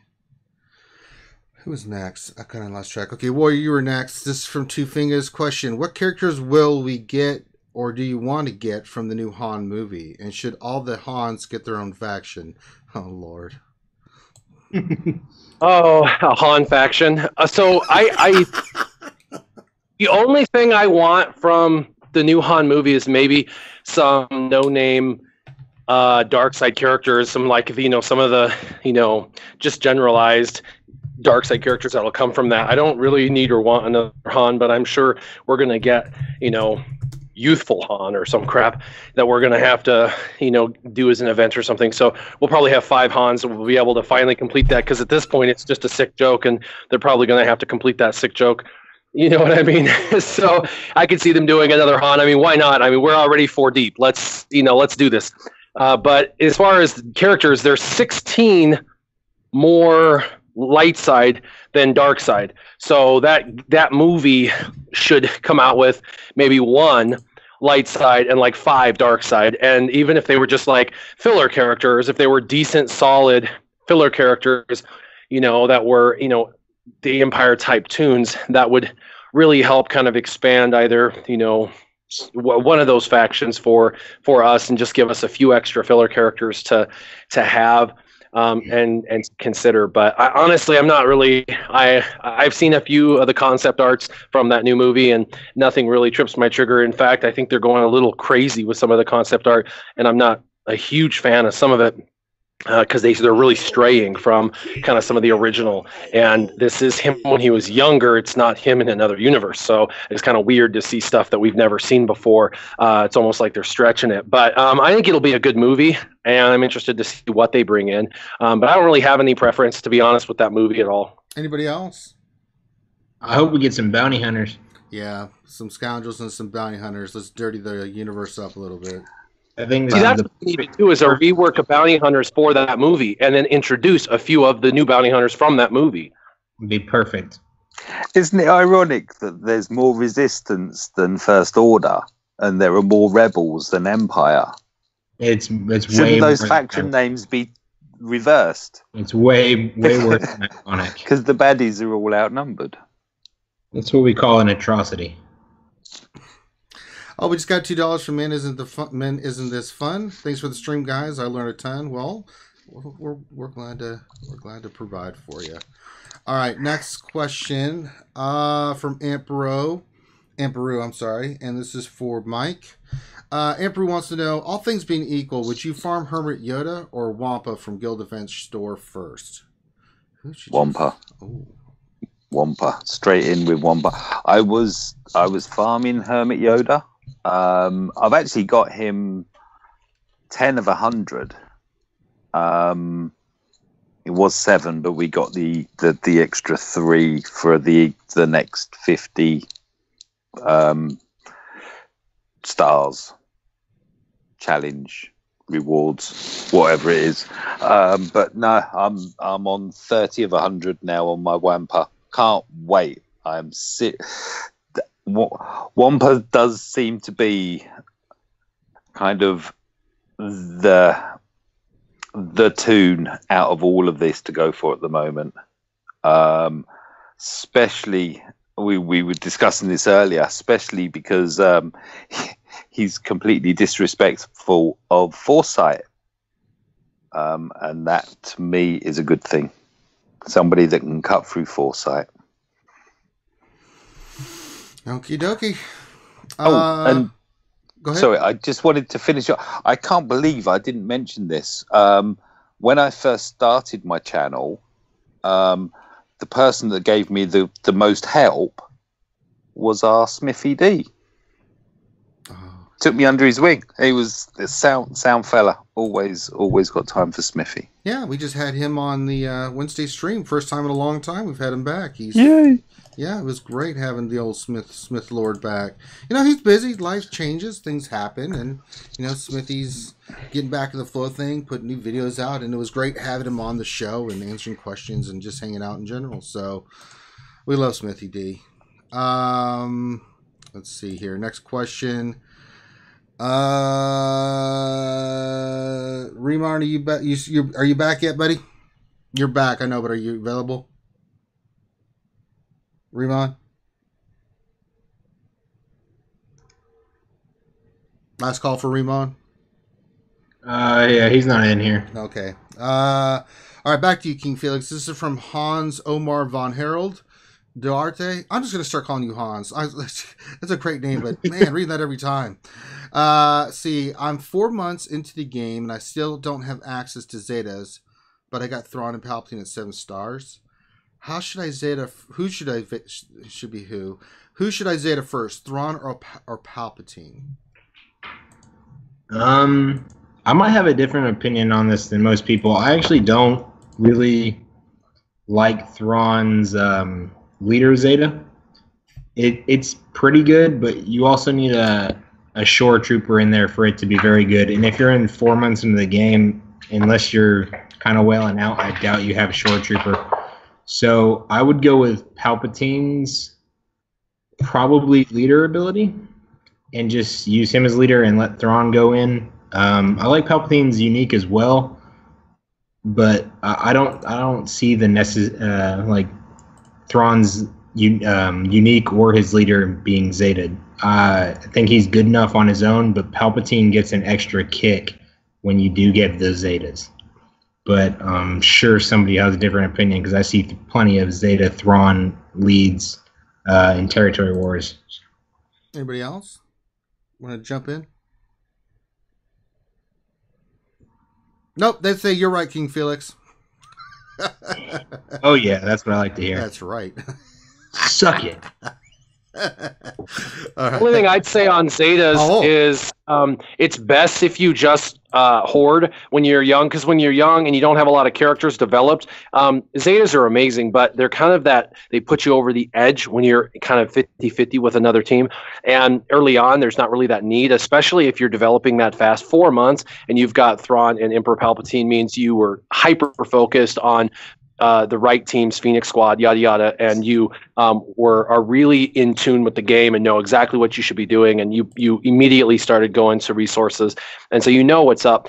So my suggestion is when you get to that point where you start getting Zetas, just keep them until you get about 60. And then when you get about 60, you'll be able to look at what you have developed in that moment and say, what's my absolute strongest team? And then dump 3 Zetas into it. And all of a sudden, nobody's going to be able to compete with you, and you'll be over the top, and you'll use those characters in all areas of the game.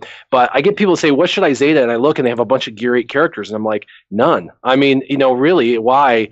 It's not time. You're not ready yet. And by the time you get this character to Gear 11, you may decide that it's no longer valid or not good, or maybe the meta changes, or, things change in the game. So until you have that character kind of the in-stage development, it's really, I've had someone that actually they Zeta'd one of the Phoenix Squad because they got a Zeta for free. And they did it, and he's Gear 8 with the character they did, and they're no longer using him. He's just a wasted Zeta, and now they're actually using another character and that they wish they would have Zeta'd, and it's like, you don't want to live with regret. So just keep them. There's they're going to give you that edge, but you don't really need them early game to mid game at all. You can totally compete without them, and it's better to have them and do them on something like R2D2 down the road that you're not going to regret, that we know are, are just an amazing Zeta, than doing a character, such as Zeb, and then going, well, damn, I don't use Zeb except for in territory battles now. So just something to consider as far as hoarding goes. All right. And then, also, okay, hold on, I want to. You reminded me of something, Warrior. It's always better to do uniques, because with a unique, you don't have to pigeonhole somebody into being the leader. So if you do Thrawn's leader ability, 100%. Yeah. I always tell people that your leadership abilities always get something good, but the uniques are almost always better. Almost always better. And you don't get pigeonholed. You can stick them into any team across the board. And yeah, uniques all the way, 100%. I'd like to add something here. I run an alt account, which up until recently, I didn't have any character over level 70. But what I have done on that is ridiculously, and it's kind of going against what you were saying, but I'll try and explain the reasoning why, was I Zeta'd Mother Talzin. So I've got a 7-star Dakka, I've got a 7-star Asajj, and then Talzin's 2-star, whatever she is, unlocked, because I can't farm any shards for her. The same applies for Zombie.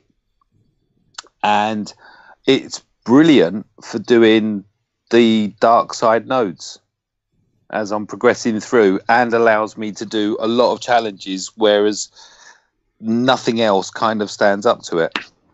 It's probably the one, and unfortunately, I had the advantage of looking at my main account and kind of working through that. But Nightsisters have been kind of dominant for the past couple of months, and I use that to my advantage on my baby count, which has just turned 1 million GP, just to put it into context. Yay! All right. Yay! I know, they grow so fast. Right. My 600 emergency account. All right, Come Cobra has a question for me. He says, does your arm wrestling match with Zeta Warrior mean more now that he's in your rival guild? Well, I think I hope you didn't kill anyone. I don't know if we'd ever arm wrestle. We're supposed to, I guess, Warrior, but I think we probably just sit back, drink a ton, and then shoot the breeze about old war stories. Right-handed, I'm handed, so you'd win and I'd win, and it would be a tie. Then we get drink and ski. It's a drink fest more. Let's see here. Next question. Let's see. I lost my place. Damn it. Turbo. Fatality V2. Hey, what's up, Fatality? Has a question. I'm running Executric, all 3 ties, Cassian and Biggs.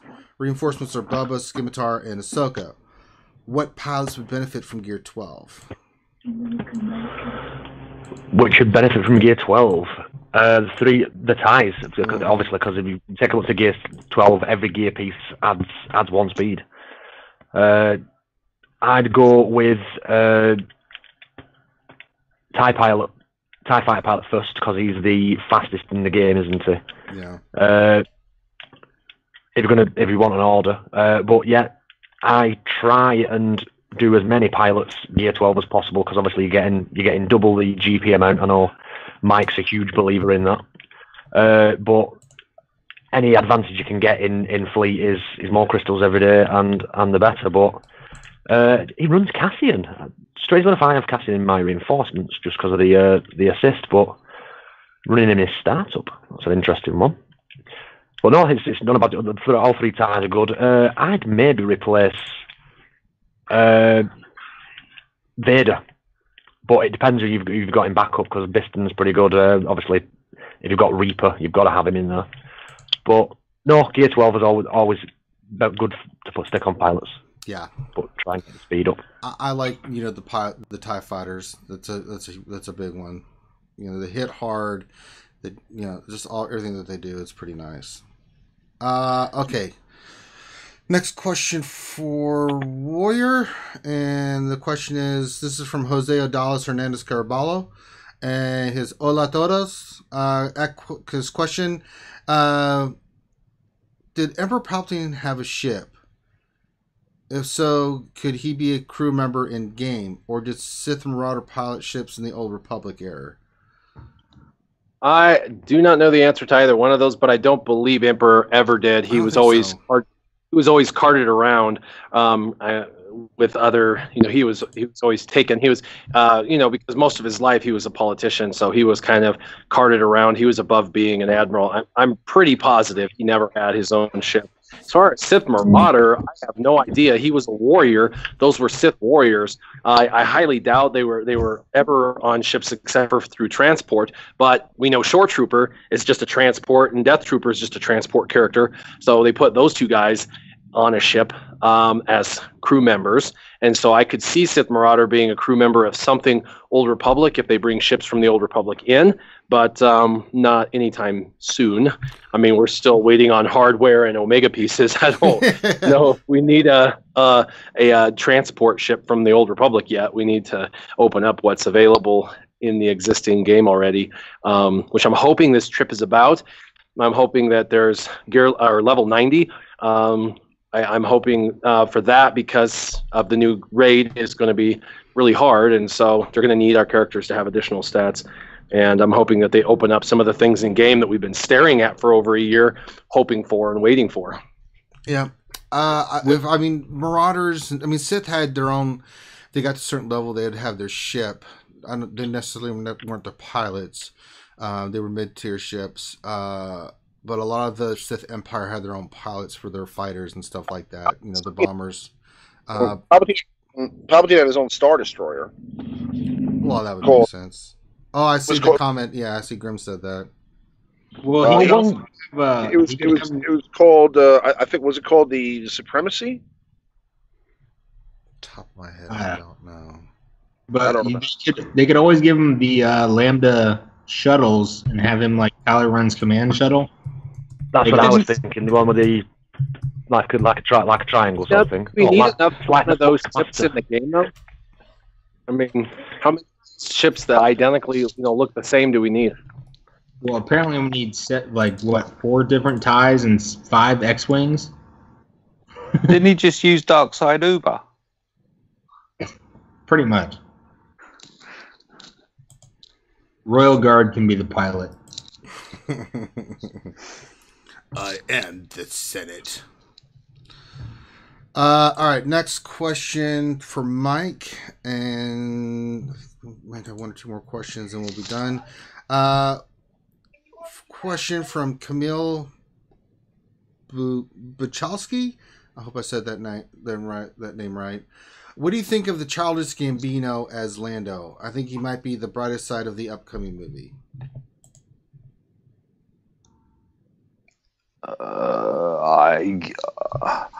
Okay, I haven't seen any clips. I've got to be honest, I haven't really been looking at the upcoming movie. But yeah, I mean, does he have a moustache? Well, I remember we saw, what was it, one clip of Lando, in a fur coat. That's what it's going to hinge on. Lando, Mr. Mustachio. I mean, he's got the best moustache in the game. If he's got a moustache, yes. That's my answer there. Yeah, we only had, the one trailer so far for the Han movie, so... One teaser, or one TV spot and one teaser. Yeah. 2 total. So, I mean, there's not been a ton of information in the game, but this movie's had so much stuff happen in the background. Who's directing it? Ron Howard's directing it now, so yeah, I'm excited because I know he makes really good films, and it's supposed to be a heist gangster movie, which I'm really excited for. A gangster movie in the Star Wars world. It's time to see some gangsta action. But yeah, I don't know what characters are going to pull from this or anything like that. So, Danilo Papayas, if your question, post your question again, because we're out of questions. If you want your question answered, please post it, sir. All right, let me look here. I think that was the last one that I had. I'm looking to see if I missed any. That's the last one I saw.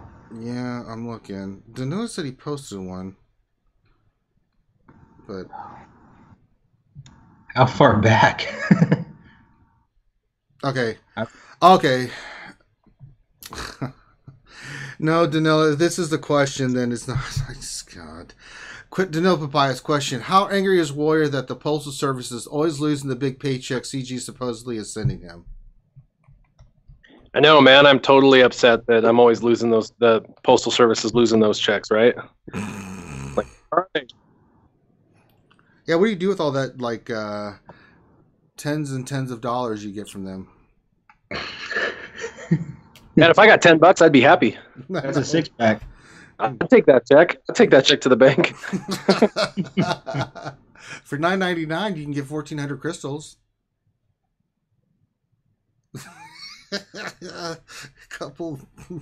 Some stuff with $1 menu from McDonald's. Oh goodness! All right, so we read his question. I hope that was a question. All right, Jose Adalis has this is the last question. Jose Adalis has a question, and we'll just throw this out there, everybody. Another question: When will EACG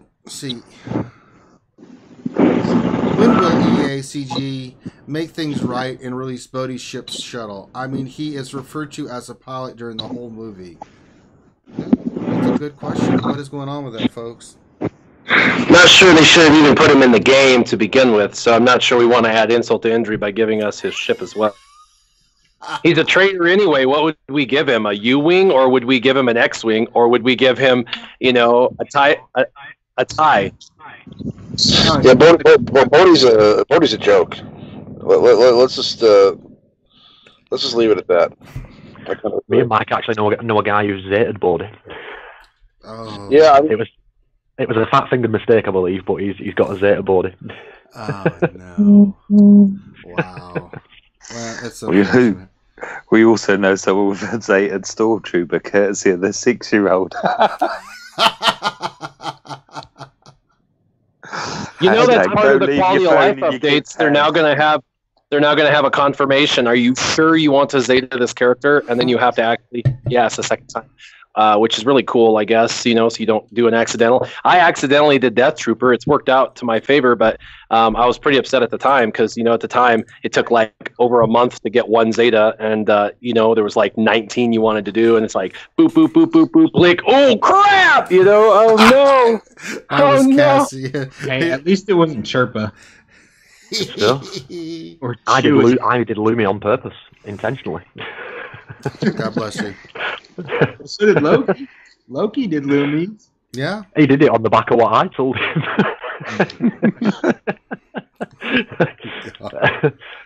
Thankfully, he's not a spiteful person. I think he forgave me straight away for that one. That's all right. I think about Zetas I've wasted all the time. Sidious, Yoda. All right. That's all the questions, so we're going to end it there. This is where we give everybody a chance to pimp their stuff. We'll just go down again to top list. King Felix, thank you for being on. Anything you want to shout out or anything? I come back to America in about 7 days. How many? About 60. I can't hear you. Someone in the background's cutting. It's Warrior. He's ruining everything. He's trying to get I'll be back in May. I'll be back in regular time frames in May. Hopefully I can get on with these streams more regularly. Very nice. So get to the final countdown. Very nice. Yeah. All right, Turbs, pimp your stuff, my friend. I've got a YouTube channel, which is gathering lots of dust at the minute, but you'll find me on Turbs, SWGOH. Add that, and you'll definitely find me. But I'm planning on doing some more content as soon as I can. But I just enjoy hanging about with you guys, and obviously check out the RSG guys because they do streams all the time. Thank you, appreciate it. Yes, check out Turb's stuff. Oh, $2 from Come Cover. He says thanks for the stream. And he says, how about now? How about now? How about now? How about now? All right, Warrior, how about now? Why don't you pimp your stuff, buddy?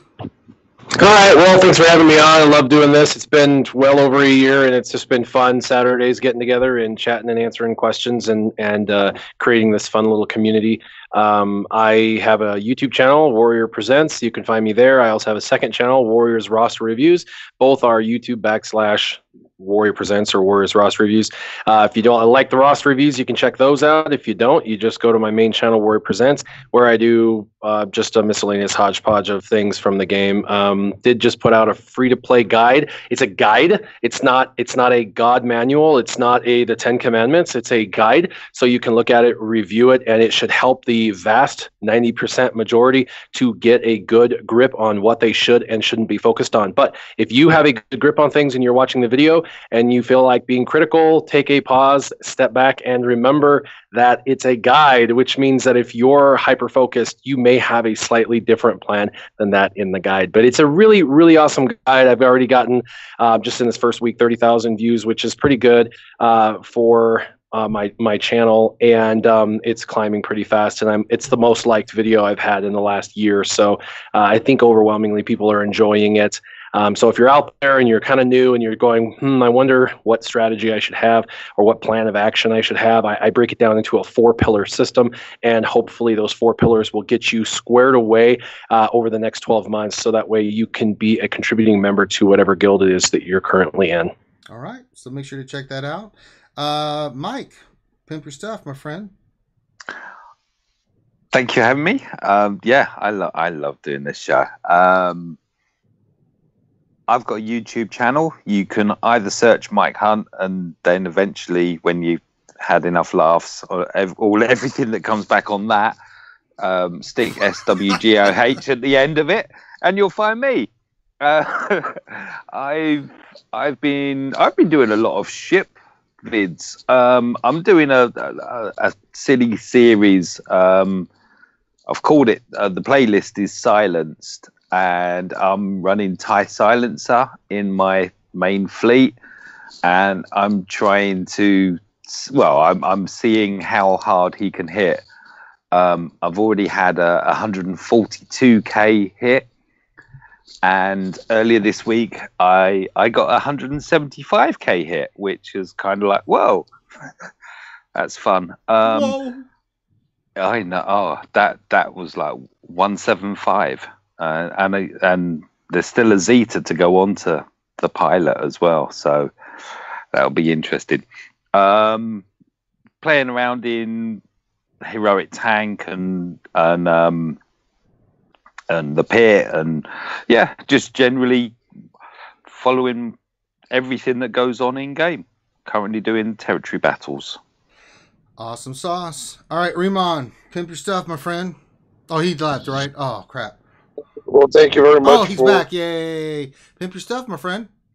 Well, thank you very much for having me. It's always a pleasure to be on the show, and we've been doing it for a while now, since the Smithy days. I hope Smithy comes back eventually and does some more of these, if his schedule permits. But yeah, always a lot of fun, and we're doing the Alliance live show tonight, so I'm sure we'll be somewhere towards the end of Ranger stream. We'll be there too. So once you're done watching the RSG Saturday night stream, come on over to the Alliance live show with me and good old Maurice. And next week, like I said, me and Warrior will be flying out to Sacramento to Capital Games Studios, and we're going to get some interviews. We're going to get some gameplay capture. We're going to get some updates on things coming up, and whatever we can share with you guys, we will. So expect some pretty cool content coming. And again, thanks for having me. All right, and then of course Darth Bella had to drop off. She has her own channel. It's Darth Bella. Look it up, Star Wars Galaxy Heroes, and all these great guys are linked down below, including Darth Bella. Do us a favor. These guys take the time out of their busy schedules to come on this show and answer your questions. So please go support the channel, subscribe, give them the thumbs up, support their videos. That's how you help these guys grow. And of course, pimping Riemann stuff tonight for the live stream. We shouldn't go too late tonight, Riemann. I always try to go to you guys' stream afterwards, but I'm so exhausted because we've done so many streams on Saturday that I just want to just lay down and die. because in between the streams I'm doing homework and stuff. I'm just like, I go there for about 10 minutes. I'm like, okay, I gotta go to sleep. Me and Maurice do the same. Like after the stream, we want to go into Discord and talk with people for a little bit afterwards. But it's like, it's so I'm so at that point I just want to wrap it up and go, just go do something completely different or go to bed. You know what I mean? That's pretty good. But, all right, and then of course you're watching. This is the RSG stream, Reality Skewed Gamers, and thank you for all being here, for everybody's support. Very much appreciated. Trying to think of what we have. We've been doing the lunch streams. We're doing those from 12 to 1 Eastern every day now, so that's a quick way to enjoy your lunch, hang out with us. We'll answer your questions, and if you can't, you can go to we have everything downloaded into iTunes, so we've got podcast format for you guys. You can listen to all these streams, including this one, on the iPad store or iPad store, the podcast store. We also got the new merchandising store, and we always love pictures, so if you buy something from there and you get it, come into the Discord channel and show us the pictures. We're putting something together for you guys, for the fans of all everybody wearing their RSG crew stuff. Very much appreciated. And then tonight we'll do the Saturday night stream, as my good friend Reman just said, and then you can see it's great. You can come check out our stuff, and then go check out Reman and good old Maurice from the Nerf Herders. And then next Wednesday, of course, will be the regular Wednesday stream, so be there for that. And I think that's it for us. So everybody, thank you for being in the channel. Great questions as always. If you have more questions, again, come to the Discord, guys. We have a great community of people there, and that's what we live for, is to have people there. We have a great, awesome amount of people and community there that will help answer any of your questions, whether you're an old player and just trying to get some details, or you're a new player and you just want some questions answered. That's what it's there for. But all that stuff's linked below. You can check that out. So on behalf of myself and the panel, thank you for joining us today. Everybody have a great rest of your weekend, and we will check you out when we check you out. Talk to you later. Bye.